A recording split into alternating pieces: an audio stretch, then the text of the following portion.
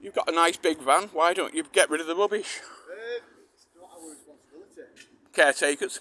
Rubbish? See, the problem is... I'll put it on your van for you if you want. No, we can't take it. No, I don't care. The problem is, Yeah. people just leave it around instead of putting it in... And what did we try and do yesterday? We tried to tidy up and you put it over there from over there. Well, I'll leave it there if you want. Well, it's too late now, you've already moved it. But it's a bit pathetic to have done it from there when you've got a van. Yeah, the problem is... It's funny, you'll take metal stuff that you can cash in for money, like fridges and cookers. The problem is you pay your council tax. We also pay a service charge for you. Tony used to manage it, and he was one guy, 70-odd-year-old. Yeah, Tony used to get the poor caretakers on the vans to Yep. pick it up when it was out. Yeah. It's in your tenancy agreement.